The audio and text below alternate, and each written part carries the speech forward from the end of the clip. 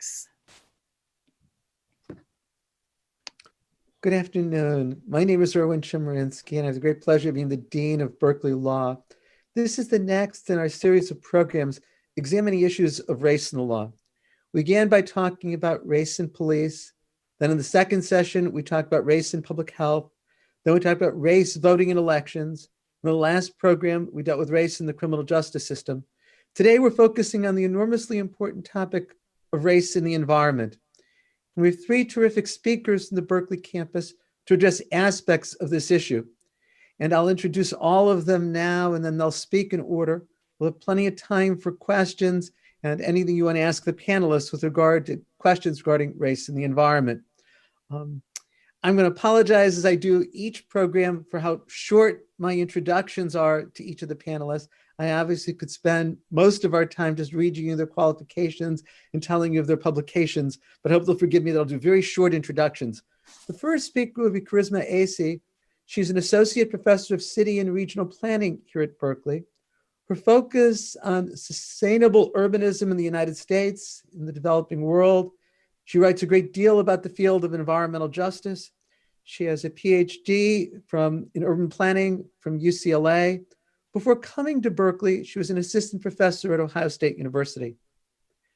The second speaker will be Claudia Polsky. She's an assistant clinical professor here at Berkeley Law. She's the director of our environmental law clinic. She spent 18 years doing public sector and public interest work with regard to environmental litigation and environmental protection. She spent 14 years as Deputy Attorney General in the environmental section of the California Department of Justice. Spent 4 years as a public interest lawyer at Earth Justice and the Public Citizen Litigation Group. She's an undergraduate degree from Harvard and a law degree from Berkeley. As I said, she's the director of our environmental law clinic. And finally, we'll hear from John Powell. John is a professor of law, professor of African American ethnic studies. He's the Robert D. Haas Chancellor's Professor of Equity and Inclusion. He's the director of the Othering and Belonging Institute. For a time, he was the director of legal services in Florida. He was the legal director of the American Civil Liberties Union, where John and I met each other about 35 years ago. He was a professor at the University of Minnesota and a professor at Ohio State before coming here. You can see that we have a truly terrific panel to discuss these issues. So with that, and my enormous thanks to the panels for being part of this, I'll turn it over to Charisma. Awesome. Thank you so much, Dean Chemerinsky, for the kind introduction and for the opportunity to be part of today's distinguished panel. Today, I'll be talking about the linkages between racism and the environment through land use decision-making, focusing on three areas. One, how activists were the first to raise the alarm about race and the environmental pollution. Two, the role of planning and other institutions around land use decision-making that perpetuate environmental racism and discrimination. And three, what's been done and new approaches to address environmental discrimination, as well as emerging challenges that have emerged that could potentially stop us from dealing with this persistent problem of environmental injustice. But before going into all of that, I wanted to start with a personal story about water and race. A lot of my work focuses on understanding the causes and impacts of disparities in access to basic infrastructural services like water and sanitation. In Newark, New Jersey, a city where Black or African Americans make up the largest percentage of the population at nearly 50%, the city has been the latest in a string of large US cities from Flint to Chicago to Pittsburgh to make national headlines about the crisis of high levels of lead contamination of drinking water. Newark's case is so galling because of the similarities to Flint's lead crisis with respect to lax monitoring and federal drinking water law, official wrongdoing, and blatant stonewalling by officials of a frightened and frustrated, largely Black population. Like Flint, nothing was done until community members, aided by outside advocacy groups, decided to sue and demand action. And even when that action came, justice was still denied. Most recently, as the state finally announced a plan to replace 18,000 lead pipes in 2 years, the problem is still acute. Despite continued unsafe levels of lead in Newark's water, a federal judge denied citizen petitions to expand the city's grossly inadequate water filter distribution program.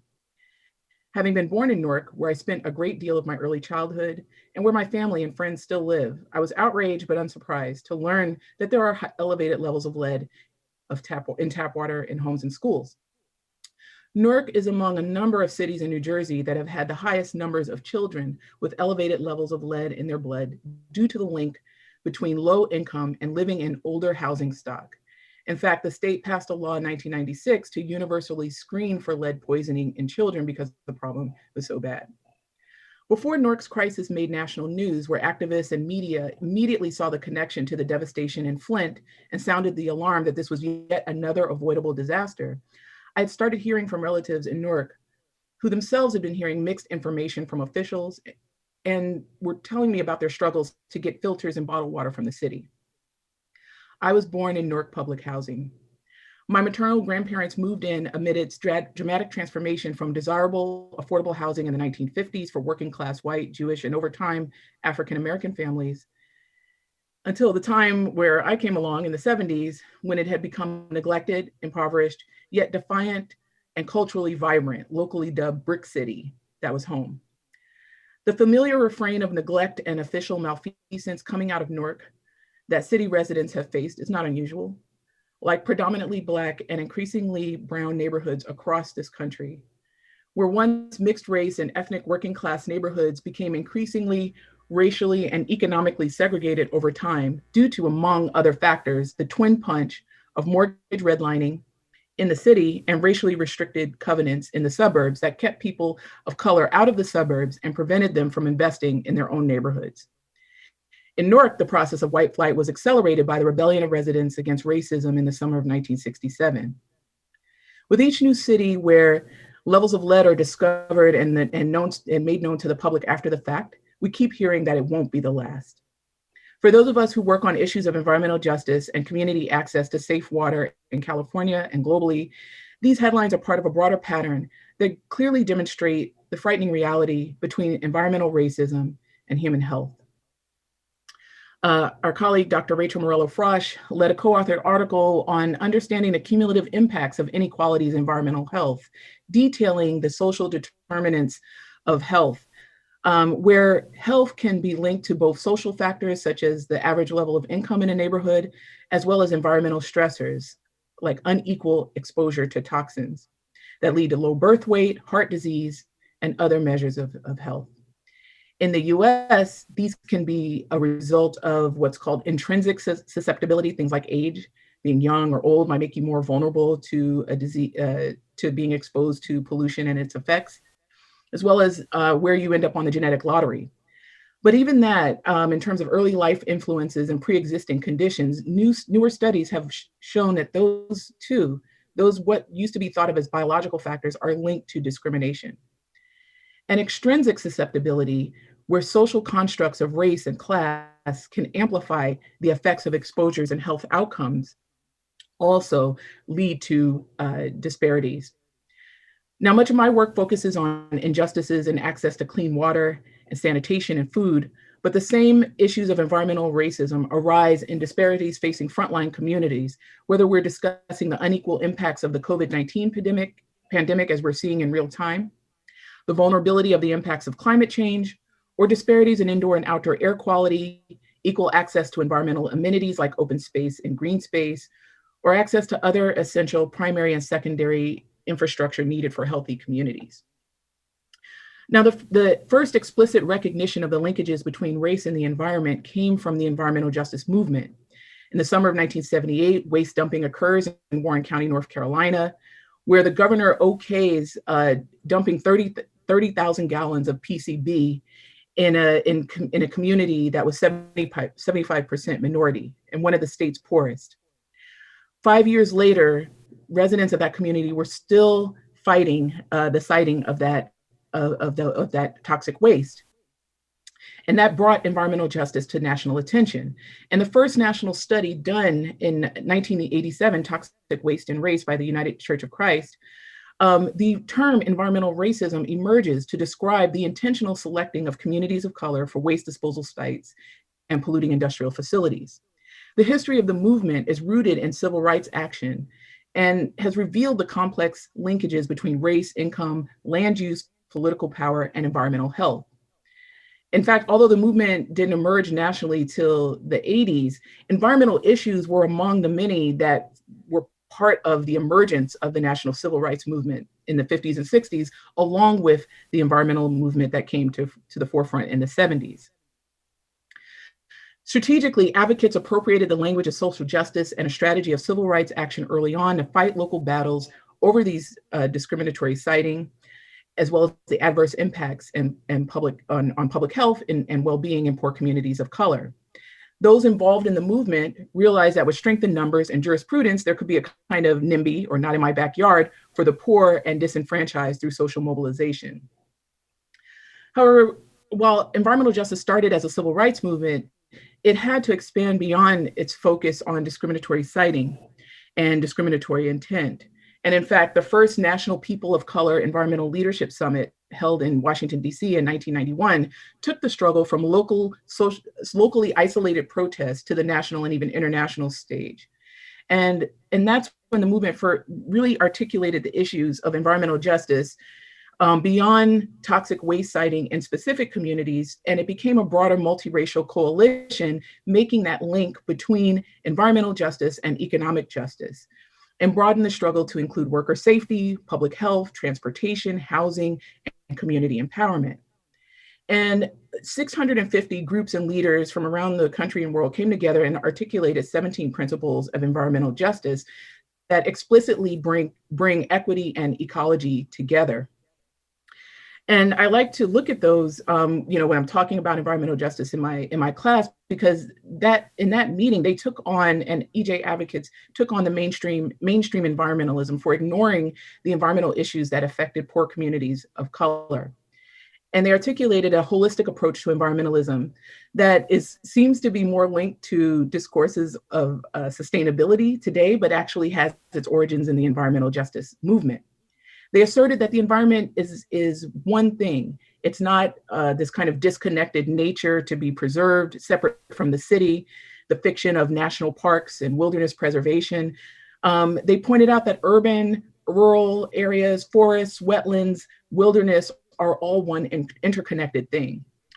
They recognize that mere toxics or pollution reduction isn't enough, and that empowerment of marginalized peoples and transformation of our relationship with the environment is essential.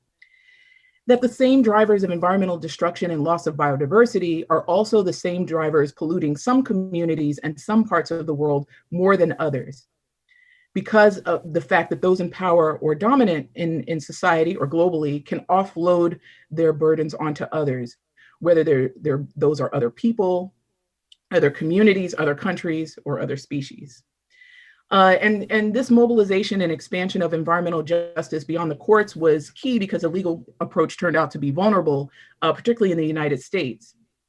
Although early precedent established disparate outcomes as a basis for discrimination in US law, changes in Supreme Court precedent over time, particularly landmark cases in '83 and 2001, limited the use of 14th Amendment equal protection in Title VI of the 1964 Civil Rights Act. And so environmental justice communities began to move away from bringing lawsuits to the courts and then started to file administrative grievances with federal agencies such as the Environmental Protection Agency. But the EPA too has been way too slow in responding to the majority of complaints filed since the 90s in a timely manner. And as a result, we still live with the problem of environmental injustice. 20 years later, after the first Toxic Waste and Race report came out in 1987, 2007 documented that the problem had even worsened. 20 years later, there's still a problem of toxic and industrial pollutants being cited in communities of color. And we see the effects of that now with COVID-19, which the pandemic has seemed to become an X-ray on our system of injustice and equality and how it has festered in American life.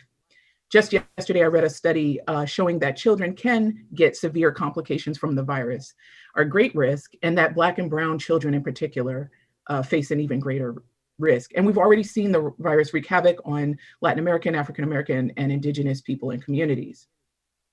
So environmental injustice activists, while starting with civil rights, moved on to begin to focus on root causes, embodied experience, and meaningful participation, as well as systemic change and transformation of institutions. And I'll come back to that. So I want to, before coming back to what we can do about it, I want to talk about my field, city planning, and how does it fit into this? Planning, urban planning or city and regional planning is about envisioning the future of a community. And that gets captured in a general plan.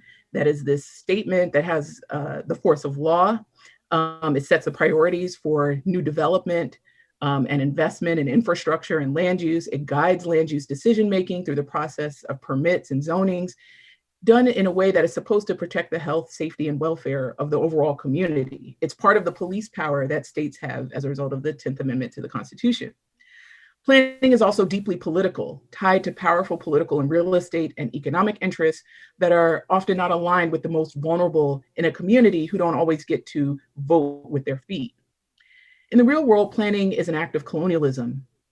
And as such, planning has been one of the many legal and policy systems through which racial capitalism has created and enforced the logical outcomes of a society built on white supremacy. As UC Riverside professor Andrea Smith writes, white supremacy in the US has its foundation in the type of colonialism linked to the enslavement of Africans, the genocide of the indigenous, as well as imperialism and waging of war abroad.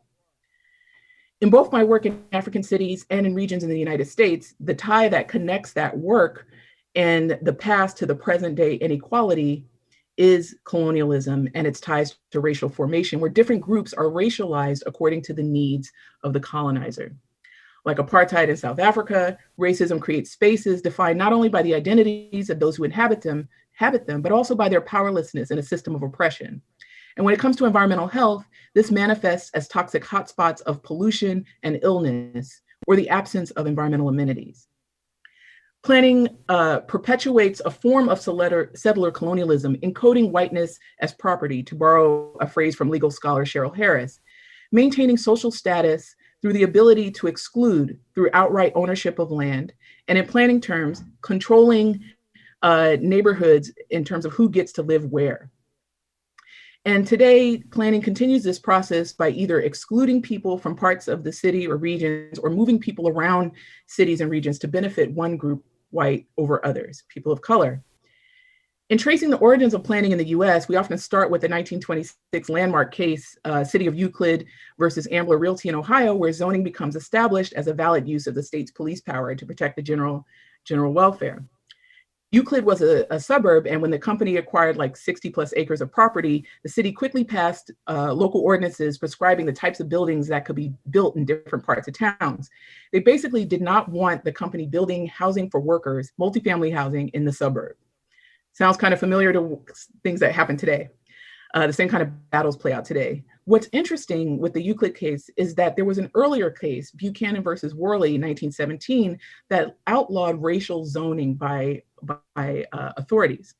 And ever since, cities have been finding creative ways to exclude various groups of people from areas where they want to maintain their status or privilege.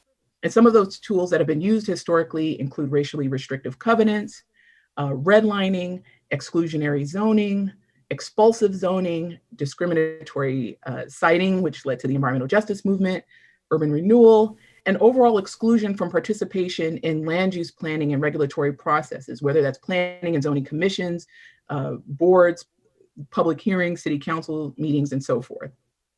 Only covenants and redlining are addressed by civil rights law. The other practices continue today. And so, and I think what's really interesting is new studies have begun to link the redlining practices from the 1930s, almost a century ago, to the lack of urban tree canopy cover today, and the related effects on air quality and incidents of disease like hazards. So decisions that were made about the built environment over 100 years ago continue to reverberate today.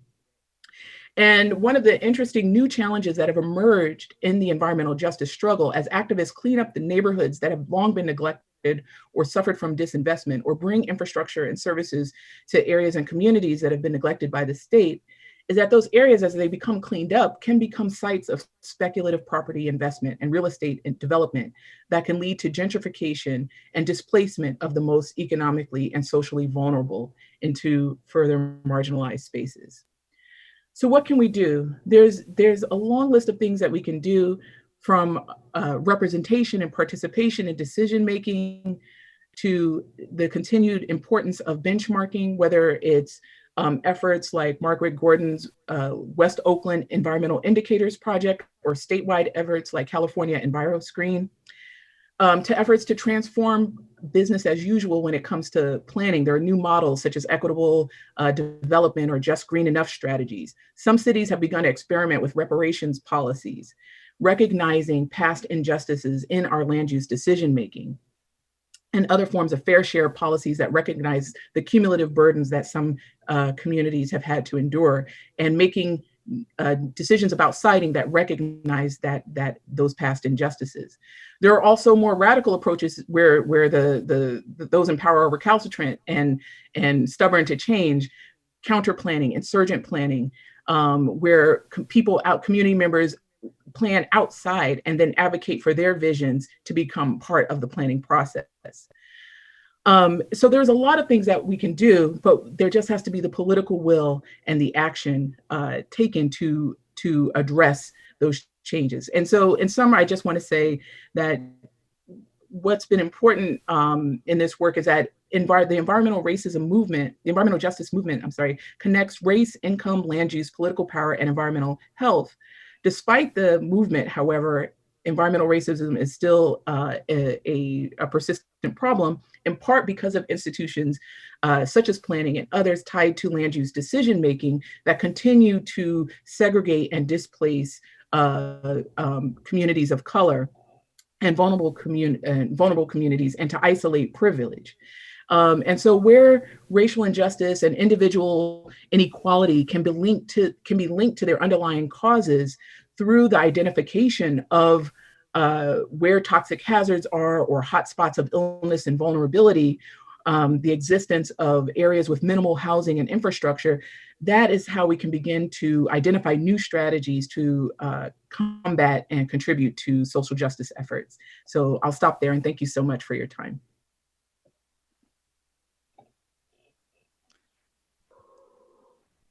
Thank you, Claudia. Greetings. I'm so grateful to our Dean for the opportunity and community to talk about race and the environment in this historical moment when racial tensions and the planet are simultaneously on high boil. I'm honored to be here with co-panelists who are academic experts in matters of racism. For my part, I want to speak as a former insider about how the dominant white environmental movement has ignored race, thereby perpetuating racism. And I'll also offer a few thoughts as to what might be done about it. To bring the congruence of racial and environmental crises into sharp focus, 1 month ago, on July 12th, a day of ongoing noisy protest over the killing of George Floyd and the horrific racism it signified, the weather station in Death Valley, California, quietly recorded a temperature of 128 degrees. That is 1 degree below the highest temperature ever recorded on Earth. Our racial and environmental crises are not simply two awful things that are happening at the same time. They're inextricably connected. Because if people of slightly different skin tones can't make common cause to maintain temperatures that will be survivable by the world's unair-conditioned majority, there's very little hope for our species. But to flip the problem around and center today's topic, if white people can't overcome racism and share power with people of color, whom polls have shown take climate change far more seriously than do white people, we have no shot at creating sustainable planetary conditions. I want to start today by talking about the training one typically receives as an aspiring white environmentalist. The heading might be, in historian James Lowen's phrase, lies my teacher told me, or at least omissions that deracialize environmental history in ways that make it deeply inaccurate, and sometimes sort of make me wonder whether educational institutions should be required to carry errors and omissions insurance. I'll then talk about the problematic ways that issues get framed in my own study domain of environmental health, where racial disparities and outcome are obvious and everywhere. And finally, I'll talk a little about efforts to make our environmental clinic at Berkeley Law affirmatively anti-racist, which is definitely a work in progress. Part 1, Lies My Teachers Told Me. I've been involved in environmental protection as a volunteer, student, or professional for 40 years. And what strikes me looking back on my education and training is how wholly deracialized it was. And I describe this not by way of autobiography, but to explain why white environmentalists, who typically come to their issue through the sciences or through love of nature, tend to arrive so flat-footed to conversations about race and racism. Here are some reasons. 1, when I studied geology as an undergraduate, I learned many things about dinosaurs. But I never once learned why dinosaurs are so central to the natural historical imagination of Americans. It's a story of naked racism. In the 1920s, the eugenicist president of the American Museum of Natural History, Henry Fairfield Osborn, sponsored several expeditions to Mongolia's Gobi Desert. They yielded a treasure trove of dinosaur bones. These were subsequently much touted and exhibited and began America's enduring popular obsession with dinosaurs. But the ugly untold part of this story is that the Gobi expeditions were not designed to find dinosaur remains or any animal remains. They were designed to find ancient human remains and specifically to disprove that our species' origin was in Black Africa. In relation to their white supremacist goal, the Gobi expeditions were an abject failure. The museum's celebration of dinosaur fossils found completely accidentally was simply a brilliant improv act to change the narrative. When I worked on a trail crew in Yosemite, the park's historian taught us much about John Muir's life there and his role in its establishment as a national park. But I certainly learned nothing of the Native Americans this displaced, nor that John Muir was a racist. And in connection with our specific task of laying an armor of rocks to strengthen the Pacific Crest Trail, riprap as it's known to insiders, I learned that the heroic Civilian Conservation Corps had placed miles of riprap so strong and artful that it endures to this day. But I never learned that the CCC was a wholly segregated institution and that some states would not allow Black participants at all. That racism lives quite literally under every rock in America's federal parkland. When I studied environmental law, I was taught that the prevalence of polluting facilities and waste sites in communities of color was simply a function of class, even though this had by then been empirically disproved. In the book Dumping in Dixie, a book nowhere in my syllabus, Black sociologist Robert Bullard had already examined the siting of noxious facilities in the South, and controlling for class had found that they were preferentially sited in Black communities. And when I learned administrative law, landmark cases like Citizens of Overhand Park were described as standing for wholly abstract propositions. Here, how courts should review the actions of federal agencies like the Department of Transportation. All we vaguely knew of case facts was that they involved some dispute over construction of an interstate highway through a park in Tennessee, a highway that the federal government had proposed, but a citizen organization had defeated. The case was depicted as a triumph of the rule of law because citizens used the courts to limit the discretion of an agency that was willing to destroy parkland without examining the feasibility of alternatives. The untold story, however, was that Overhand Park was an urban oasis in a largely white Memphis neighborhood. That indeed in the 1950s, the park was only open to Black people 1 day per week, and that the battle over keeping a highway out of Overton Park was really a battle about which Black neighborhood would instead bear the noise and pollution impacts of an alternative highway route. My years of work for and with mainstream environmental nonprofits were likewise notable for their absence of discussion of race and the lack of focus on cases and causes that would address the environmental concerns of America's Black, Brown, and Indigenous people.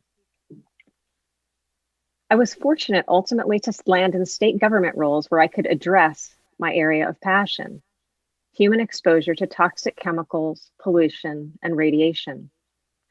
In this domain, race, as well as, of course, class, is central. That said, I'm guilty of having construed my project as primarily about the rapacity of advanced industrial capitalism, which leaves all of us underprotected from threats to our health. But of course, the project of controlling toxic chemicals is equally about race, because there are so many unhealthy things we allow because there's a non-white community to accept a noxious land use or a non-white worker to perform a hazardous job. Lately, I've been thinking a lot about how exposure risks are conceptualized by mainstream environmentalists and how the issues might be reframed to center rather than devalue Black, Brown, and Indigenous lives. I'll here use 3 examples: pesticide exposure, the toxic chemicals in beauty products, and whether nuclear fission is a smart climate solution. With respect to pesticides, there's lots of messaging about whether it matters to eat organic, framed as whether the pesticide ingestion a consumer might be able to avoid justifies the high price of organic food. Related, a mainstream environmental group will supply you with a wallet card telling you the top 10 things to buy organic based on the level of pesticide residue detected on those produce items. But this framing is very misleading and implicitly racist because it ignores the most important thing about pesticide harms. And that's that the affluent, usually white Whole Foods shopper gets by far the least pesticide exposure in the life cycle of conventional produce. The most important exposures are all in other places. Exposures to the people of color who mix, load, and apply pesticides, to the communities of color adjacent to fields, and the communities of color whose water has been rendered undrinkable due to pesticide contamination. Reconceptualized in that way, the wallet card should tell you which pesticides hurt the most farm workers, drift onto the greatest number of homes and schools, and pollute the most drinking water. Then you could make an informed calculation of how much you'd pay to avoid being part of the externalizing machine that is modern industrial agriculture. The story is similar with respect to toxic chemicals in consumer products. Here, there's been some recent helpful movement to get harmful chemicals out of products. But again, the occupational exposure scenarios are far, far worse than the consumer scenarios.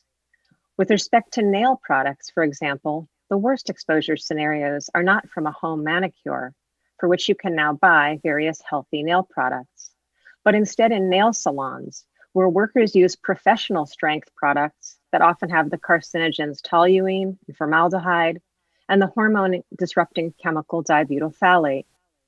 These chemicals volatilize into the salon air, giving the workers who inhale them headaches, respiratory problems, and elevated rates of miscarriage. But in California, where these workers are overwhelmingly Vietnamese and also low income and female, this issue until recently got very little attention because the affected constituency was not a political priority. A final example of problematically deracialized issue framing is the ongoing debate about the safety of nuclear fission as a non-carbon fuel. This is framed largely as a debate over improvements in reactor technology that decrease the likelihood of a catastrophic accident, like 3 Mile Island or Chernobyl or Fukushima. A core meltdown is an event that could be very bad, even for white people. But if we actually cared about people of color, we'd be having a predicate conversation about who would actually mine the necessary uranium, given the decades-long history of lung cancer among Native Americans who have mined the outsized fraction of US uranium. A situation racially mirrored on the opposite side of the globe in the high cancer rates among Aborigines forced to live next to Australia's largest uranium mine. At the other end of our life cycle analysis of the desirability of nuclear fission, we should be asking which affluent white suburb would like to host a repository of spent nuclear fuel rods. I suspect that's a fairly easy answer. The takeaway is that the dominant white way of thinking about critical environmental problems has dangerously racist side effects by distorting the framing of the problem to be solved. Moving from the broader environmental movement to the microcosm of our Berkeley Environmental Law Clinic, we try to work on environmental health and environmental justice issues in ways that elevate structurally unempowered clients and their causes. My colleague, Roger Lynn, oversees our climate justice matters at the Public Utilities Commission, which are helping to bring affordable clean energy to impoverished communities in the San Joaquin Valley and prevent pollution in communities of color from California's expanding biomethane industry. Another colleague and I represent two Black-led community groups in Louisiana that are opposing a petrochemical production complex that would add considerable pollution to the area along the Mississippi River, long known as Cancer Alley.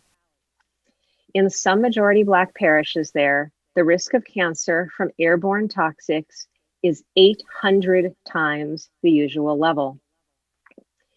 Recently, activists have relabeled this area Death Alley on the theory that if people are still proposing new polluting facilities, the word cancer must not be sufficiently alarming. If this were not bad enough, the new chemical facility is proposed to be sited atop cemeteries of enslaved people. The clinic also represents an Alaskan Native community leader, among others, in a fight to prevent use of toxic chemicals to disperse oil spills at sea. These dispersant chemicals accumulate in the fish and whales her community eats, a problem exacerbated by ocean currents that make the Arctic a sink for toxic chemicals. As we do this work, we're involved in an ongoing learning process vis-a-vis the media, which in the narrative frame of white dominant culture seems always to want to tell both a hero's story and a story that centers an Atticus Finch-like lawyer. In environmental justice work, though, the point is that everything is a group effort that enhances a community's structural power. A necessary corollary is to let multiple clients tell their own stories and make the lawyer only a bit player. We're now developing guidelines for our work with the media to try to disrupt reporters' default assumptions about what an environmental story should look like. Here, I want to note a positive development, which is that there are finally a few Black reporters with high-profile environmental beats, such as Daryl Fears at the Washington Post. He's done the most thorough and sensitive coverage of our case about oil spill dispersants and is now doing the best national reporting on racial reckoning and vows of reform in the mainstream environmental movement. Like my colleagues, I've also been working to make our teaching and course readings better engage issues of race and feature diverse voices. Happily, this is getting easier as our graduates of color publish excellent law review articles that then migrate to our syllabus. On a related positive note, I've been excited by how much traffic there has been on the National Environmental Law Professor's blog recently around revising syllabi for the coming year to reflect the racial dimensions of environmental issues in America, from public lands through water rights and extending even to fisheries policy.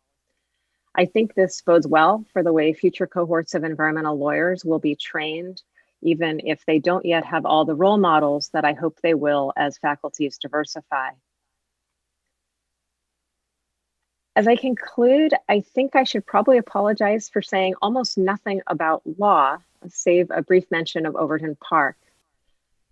For me, this period of pandemic lockdown, awash in racial violence on a smoldering planet, has been mostly a time to step back from our specific lawyering tools, legislation, regulation, litigation, and think about what it is we're actually trying to build.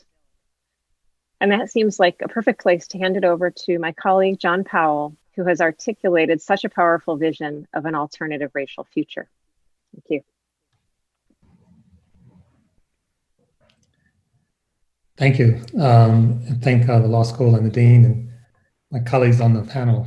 I feel like there's actually little I have to add, but I will add a few things. First of all, I want to acknowledge Carl Anthony Some of you may know Carl Anthony. He is oftentimes considered the father of the racial environmental justice movement here in the Bay Area. He also helped produce Race, Poverty, Environmental Journal, which was the first journal of its type in the country dealing with race, class, and the environment. Claudia, you mentioned Bob Bullard, who's a good friend of mine, and actually I wrote him the other day, just rereading some of materials getting ready for the day. I read some of his articles and made reference to his book, which was one of the first, was sort of considered the Bible in the environmental justice movement. What may not be known is that Bob's wife is a lawyer, and they were living in Texas. And she came to him and basically said she was having all these problems and she wanted to file a lawsuit. And Bob started doing the background research. And out of that, not only came the lawsuit, but also came his book, which was very important in terms of helping to launch the environmental justice movement. So I also want to take you back to Detroit or to Michigan. Charisma talked about Flint, and everyone and all of you heard about Flint, the water crisis in Flint. So I'm from Detroit, to full disclosure. But the Flint water crisis really was a Detroit water crisis, and the Detroit water crisis was really about basically emergency management. And Detroit, as you know, is the first major city that faced bankruptcy. It's not accidental that it was a city, largest Black city in the United States. And I was very much involved in that. And there are a couple of reports out. One of them we did, it's on our website if you want to look at it, dealing with the water crisis in Detroit. And Flint was actually part of the Detroit water system. 40% of Michigan's water was actually purified and cleaned by Detroit. As Detroit started going toward bankruptcy, I was working with a number of groups in Detroit and stumbled across water and basically said, you have a gold mine here because the cleaning of water was a monopoly. The rates were set too low. It was literally a multi-billion-dollar industry. And I said to them at the time, if you can get a hold of the water system here, you can actually be out of bankruptcy. You can actually clean the water, make safe, affordable water available for Detroit. At the time, I must say, people kept saying, we're dealing with bankruptcy. Why do you keep talking about water? And at the same time, there were like a lot of private companies trying to figure out how to grab the water in Detroit and how to monetize this jewel of Detroit. What came out of this was the Great Lakes Water Authority and the emergency manager eventually cut Flint off from the cleansing of water from Detroit and started using, and if you don't know a water system, it's actually very complicated. It's hard to build. Flint did not have the capacity to build its own. So before it had a replacement, Flint was sort of thrown into an abyss, and shortly thereafter was drinking very toxic water. Flint, as you also probably know, is a majority Black city. It was interesting, there's a period of time in Michigan when almost every major metropolitan area was under emergency manager. So even though people were voting for one thing, the state, which was run by rural Michigan and frankly, white Republicans, basically took democracy away from people and gave them emergency managers, Detroit being the largest example. And again, you can read this report online. We're actually still working in Detroit on this issue. It's also interesting, I won't dwell on this too long, but if you haven't been to Detroit, if you have a chance, you should go. It has incredible art, especially art related to workers. So again, the vultures were sort of circling and trying to decide how it could buy all of the art in Detroit at a fire sale. And one of the things that came out of it was a number of philanthropists came up with this plan to buy the art and give it back to Detroit to keep it out of the hands of the vultures. So at a time when Detroit was down on its knees, all of the efforts was how to strip Detroit of its last remaining resources, with water being one example. And so they came with this new plan of basically saying, instead of Detroit basically controlling and cleaning the water for 40% of Michigan, they created two systems. One is the Detroit Water Board, but the other one is Great Lakes Water Authority, which is really the surrounding suburbs. They really control it. And then they also changed how you pay for water. So Detroit now, which is disproportionately Black and disproportionately poor, doesn't get a larger system. Its water rates are higher. And if there's a default, then the Great Lakes Water Authority can take over the whole system. I mean, it's an incredible setup. And in order to try to fix this, Detroit actually ended up cutting off water to thousands of people in Detroit. We wrote a letter, others wrote a letter basically saying there's a human rights to water. The UN sent someone to Detroit to sort of look at what's happening. And eventually, as you know, the governor, there was an election. We now have a Democratic governor. I know this is not political, but it's facts. And especially in the period of COVID, she required Detroit to actually turn back on the water. Think about it. You're in a city where the water's being cut off, where the water is lightly poisoned, and you're told, wash your hands all the time, and the water's cut off. I was in Detroit before the pandemic and basically told not to drink the water, that the water is toxic. That's sort of interesting. As we're working on this plan, we actually talked about environmental justice. And initially, people were like, we don't care about the environment. These were residents of Detroit. We don't care about the environment. And then we said, what about water? And then people were up in arms. So part of it is that, as Claudia was saying, the language matters. So part of the reasons I think that we sometimes undercount the passion which people feel about these issues as we frame them in a language that's not their own. And as you may know, and Charisma made mention of this, there's something like 740 cities across the country that are facing water crisis. Virtually every major metropolitan area in the country is facing a water crisis. That crisis starts in Black and Latino communities. And Detroit has an old system.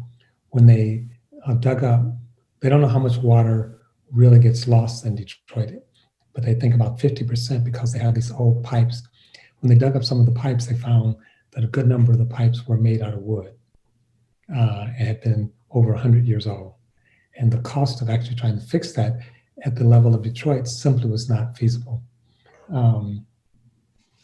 So I want to shift just a little bit and talk about Philadelphia. There's a good article that I would recommend. It's called Pollution is Killing Black America. This community fought back, and it's in the New York Times Magazine. And it's a story about singer community in Philadelphia where a woman had asthma since she was 8. Then she later got cancer. And as she was investigating, everybody she knew had some kind of respiratory disease or cancer. And it turns out they lived across from an oil refinery that was one of the largest in the country. And they had almost never met the EPA standards in terms of clean air. Just the struggle the community had in terms of getting a voice, in terms of having people listen to them, in terms of trying to address it. And when they talked about possibly cleaning up the refinery, it was framed in racial terms, because even though the refinery is in the middle of the Black community in Philadelphia, the majority of people who work in the refinery are white and live outside the community. So it's cast very quickly in terms of a racial issue. And there's one meeting where they're trying to not close the refinery, but to clean it up. And some of the white workers say, if you don't like living here, why don't you move? Ignoring the fact that because of redlining, because of restricted covenants, Black people don't have a choice of where they live. They're consigned to certain places. And then there's work by a friend and colleague, Manuel Pastor. You may know some of his work. He did a major study looking at where toxic sites are located across the country. He did a 2-year study, and he tells the story that he was telling his aunt that he'd done this national study on the siting of toxic dumps, and after 2 years, he had found out that the vast majority of them are located in the Black and Latino community, and it's not explained by socioeconomics. And Manuel said, his aunt turned to him and said, "Manny, it took you 2 years to figure that out? Everybody knows that." And so whether it's asthma, whether it's lead, whether it's cancer, whether it's Detroit, whether it's Newark, whether it's Philadelphia, whether it's New Orleans, we're constantly being exposed to toxic dump site. A Black person making over $60,000 a year is more likely to live next to a toxic dump site than a white person making less than $10,000 a year. So it's not explained. Whenever you talk about race in the United States, people always try to switch to, well, maybe it's just class, or maybe it's socioeconomic. It's not that those issues are important, but it doesn't explain how we distribute life chances. And I'm sure many of you have seen the data showing that you can predict someone's life expectancy by their zip code, that we have spatialized how long someone will live, and then we have segregated that space throughout the country. I want to leave time for questions, so I just want to make 2 other quick comments. One is, it's not just Newark, Detroit, Philadelphia, New Orleans. There's a place called Richmond that's a stone's throw from Berkeley. And Richmond is the home of Chevron. And again, we have done a lot of work in Richmond, have my staff and a number of people who are part of the Other and Belonging Institute, the faculty members have worked there. But Richmond constantly is in violation. And there's an article about some community folks came together, they ran for office, they started trying to regulate the foundry to get it into a place where the air in Richmond was actually breathable.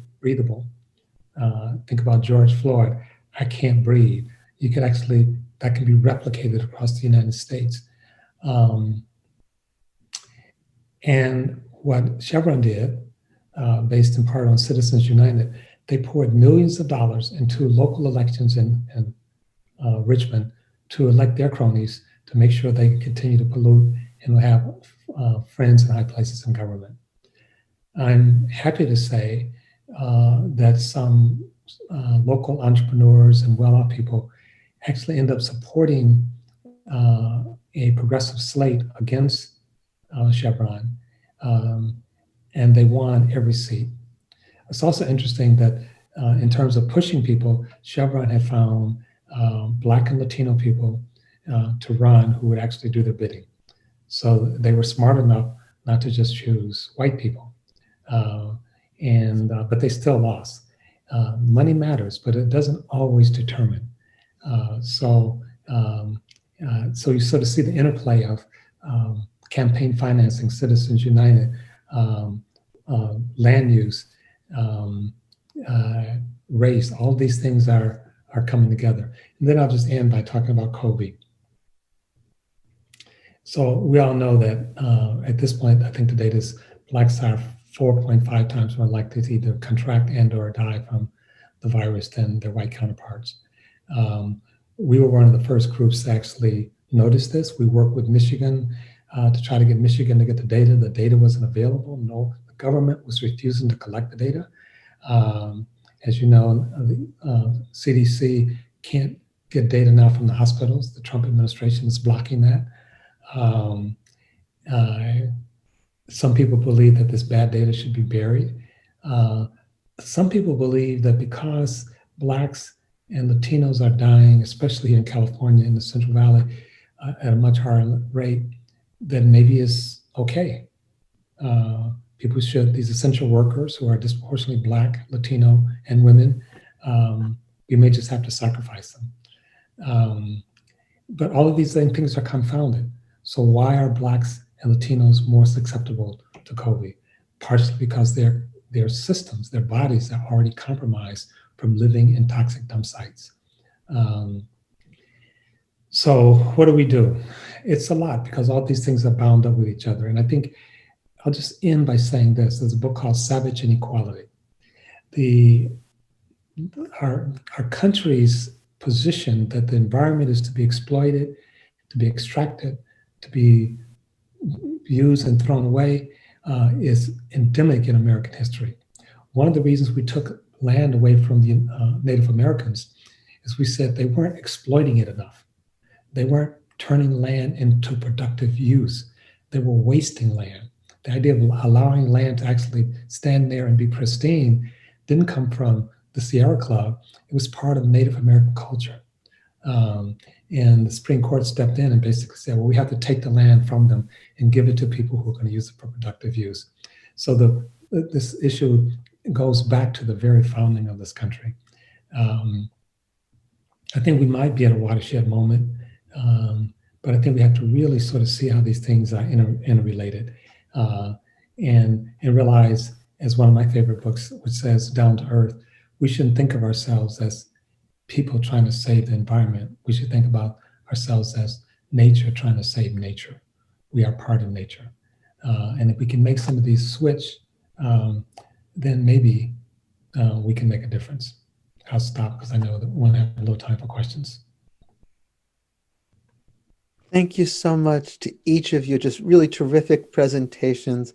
I and everyone who's listening has learned so much. We do have a number of questions.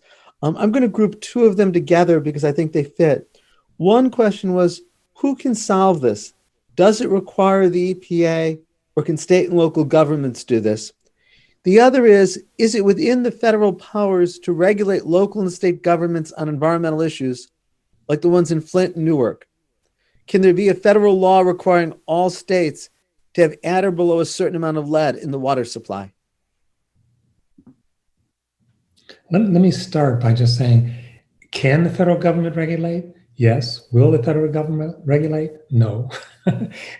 And it's we have a federated system. So, for example, there was a period of time when Detroit, because it was so broke, asked for a waiver. It was actually asking companies to bring their toxic dumps to Detroit as a money-making proposition, notwithstanding the fact that it was going to make the citizens of Detroit sick. There was a period of time where there was sludge on the Detroit River, and no one knew what it was from, but they think it was a deal between the local business, between business and local government. So in theory, the answer is yes. At some level, localities can do something, but only limited, because these are not just even federal problems, these are global problems.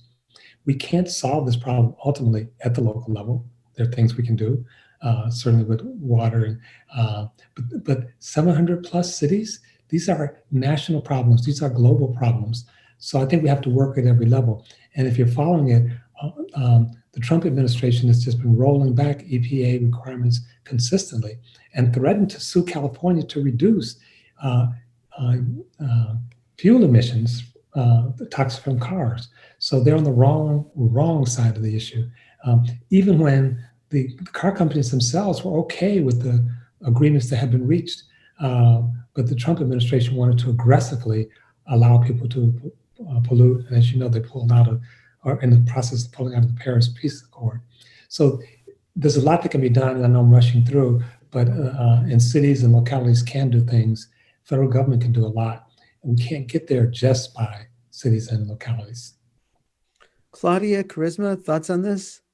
We probably both have thoughts on this, so I'll offer mine and then hand it over to Charisma, who works intensively on water issues. I agree with John completely. As a legal matter, the federal government can do a lot. It can set standards for lead in drinking water, and it can set them a lot lower than it's ever contemplated. We know there is absolutely no safe level of lead exposure. The amount of lead it takes to give you measurable lead poisoning is the size of a dot of a pencil on a piece of paper when you form a period at the end of a sentence. So no safe level of lead. The federal government could take care of it, but as a political matter, it won't, because of who's affected by lead in drinking water. But this brings me to a third dimension, which is not legal or political, but technological. And I want to shout out here to our very innovative colleagues in the Department of Environmental Engineering.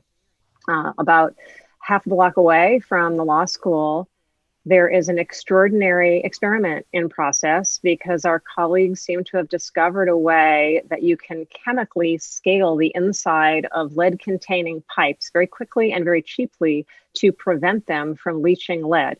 And until we have the money and political will to really invest in overhauling our drinking water infrastructure, this is an incredible potential technological fix. If drinking water with lead was a problem affecting affluent white communities, we would have $1 billion of investment in commercializing this technology already. As it is, they can barely run bench scale experiments to see the conditions under which it will work. So although I have great faith in them as scientists and their ability to develop this, it actually takes political will in the form of money to commercialize technologies that could really help. Technology can sometimes fill a policy gap. Charisma? Yeah, and all I'll add is, yes, as John and Claudia said, laws would help, but one, they're difficult to get passed. So I always have my students read environmental planning, of an article by Robert Bullard on the legacy of environmental racism and American apartheid. And the punchline, the end of the article, he talks about, at the time, this article is from the 90s, there were 3 proposed national environmental justice laws on going through Congress at the time he wrote the article. And the article kind of ends on a hopeful note that, you know, kind of the momentum out of all this organizing in the 80s, we're going to have these new laws. And then, you know, the students kind of in the article, you know, like, what happened? And I'm like, we don't have any national environmental justice laws. None of those bills got passed. And all we have is Bill Clinton's executive order preventing environmental racism among federal agencies. And even when you do have the laws, you know, it's subject to, in terms of how it's enforced, from administration to administration. And we see what the current administration has done. What I think right now the hope is at the state level. So the United Nations passed the human right to recognize the legal right to water and sanitation in 2010, and California was the first state in the U.S. to pass a law at the state level, Senate Bill 685, recognizing a human right to water, and the state is actually seeking to implement that law. And I think when it comes to and so I think there's some promise there, because they're looking at affordability, they're looking at issues within the Central Valley, and finally there will be something on the books. Although California has really strong property rights in water that kind of trump human rights in water, so we'll see how that plays out. But lastly, I think institutions at the local level can be really important too. So the state has passed Senate Bill 1000, which requires that environmental justice be incorporated into general plans across California in any city or county that has a disadvantaged community, according to the CalEnviroscreen 3.0 tool, which tracks at the census tract level environmentally polluted communities across the state. So I think right now it's at the local level where there's some promise for taking action. We have just 5 minutes left, and it's such a great question that came in. If I could ask you each for a 1 minute answer, even though it's a question that really we could spend an hour talking about. It seems that we might be due for another great migration, with more and more Black people being pushed out of or deciding to leave urban cities. What are the ways that combining law and urban regional planning might be an effective way in creating a new future for these communities, instead of or in combination with combating existing environmental issues? In a minute, unfortunately, each. If you have thoughts about, I think it's both about the African Americans being pushed out of cities, but also about ways of combining city and regional planning and law. Well, that's a great question. And as Dean Chemerinsky suggested, we can't answer it in 1 minute, but 2 things. If Blacks are being pushed out, and they are, and there's a remigration back to the South, which is still oftentimes lagging the rest of the country on many indicators. It's hard. I mean, in a sense, you're saying Blacks are being pushed out because of a number of factors, including power. So if we don't have power, how are we going to have the power to actually change this? So part of the thing is to actually interrupt that push out and to build power across multiple lines. I'm not hopeful in the short run that the New South is all that new, or the Blacks are going to be better off in the South. I have family members who've gone back to Georgia. And under COVID, I mean, it's just, I mean, they open up too fast. They don't enforce masks. They don't have the regulations. The local controls that we do have here in California, they don't have. They're friendly to business, whatever that means. So something could be done, but I think you have to have a larger power base than just focusing on the Blacks being pushed out by themselves. Charisma? Yeah, I would say one solution is in thinking about ownership of land, right? Like that, if you think about who's most vulnerable to displacement, it runs along the hierarchy from owning the land, the house and the land, and to people who just rent and so forth. And so I think one thing might be turning back to something that came out of the early civil rights movement, which are community land trusts. And right now they're being used in terms of pushing affordable housing, but they have a much more radical orientation in the South, where Blacks organize themselves with 5,000 acres of farmland to both control that land, have a place to live, farm, grow food and build community. And so I think some of that solution in terms of the displacement issue has to do with control and ownership of land, and possibly collective ownership and control of land and decision-making on what happens on that land. Claudia, you get the last word. Okay, yeah, I'm going to pick up the thread of the question that seems to be about environmental sustainability, because I know a lot of environmentalists are super nervous about new exurban communities when we're trying to densify everything and reduce vehicle miles traveled and so forth. And so I think what we want to do, whoever inhabits them, is to have suburbs that look almost the mirror image of what 1950s suburbs looked like. They would have sidewalks so people don't drive everywhere. You wouldn't have expanses of private lawn covered in pesticides. You would have, real community centers rather than the incredible social isolation of the typical suburban, split level. So I think we would need a very new suburb to make it sustainable. My enormous thanks to Charisma and Claudia and John for their terrific presentations. This series on race and the law will continue next week with a presentation on race and legal education. Seems appropriate for our first day of classes. It'll be a panel of faculty and students talking about it. And then the series will continue 2 weeks from today with a series of students talking about student activism with regard to racism and anti-Blackness.